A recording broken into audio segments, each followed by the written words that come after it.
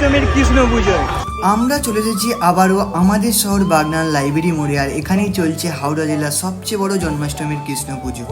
আজ তার চতুর্থ দিন। প্যান্ডেল তো তোমরা দেখছোই, খুব সুন্দরভাবেই সাজিয়েছে। ঠিক ওপরে একটি বড় কৃষ্ণ মূর্তিও আছে। এরপর প্যান্ডেলের ভিতরে প্রবেশ করি, দর্শন করে নিই প্রভুর।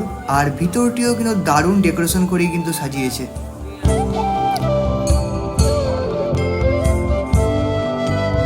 ভগবত গীতা বা কিছু যদি কিনতে চাও, এখানে কিন্তু সমস্ত ছোটো গীতা, মিনি যে গীতাগুলো পাওয়া যায়, এখানে কিন্তু সব কিছু কিন্তু এই ঠিক প্যান্ডেলের পাশে কিন্তু বাইরে বিক্রি হচ্ছে।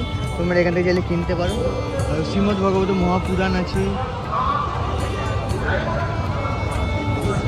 আর ছোটো মিনি গীতাগুলো আছে কিন্তু। আর চারিদিকে কিন্তু প্রচুর দোকান বসেছে, পুতুল, খেলনা, এপাশে মকটেল, মোমো, পাঁশকুড়া চপ, নানা দোকান কিন্তু বসে। তোমরাও এসো, ঘুরে যাও। এখন কিন্তু একটা সপ্তাহ কিন্তু মেলা আছে আমাদের। আজ সোমবার 18 তারিখ, 24 তারিখ অবধি কিন্তু মেলা চলবে। মানে 24 তারিখ লাস্ট শোভাযাত্রা, ততদিন অবধি কিন্তু মেলা কিন্তু চলবে। মোমোর দোকান তোমরা বসে দেখতে পাচ্ছ, এখানে কিন্তু কাবাবের দোকান কিন্তু বসেছে। আর দেখতেই পাচ্ছ। আর এখন কিন্তু ঢুকে পড়ি কিন্তু মেন মেলার মধ্যে। মেলায় শুধু ভিড়টা দেখো, প্রচুর দোকান বসেছে সামনে। এই দিক কিন্তু জানা অনেক দোকান বসেছে, কিন্তু যেমন নর্মালি মেলায় যেরকম দোকানপাট বসে।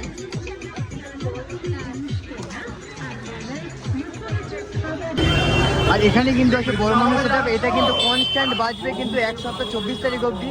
আর 24 তারিখ কিন্তু এর সঙ্গে কম্পিটিশন করতে আসছে কিন্তু পাওয়ার মিউজিক, পাওয়ার।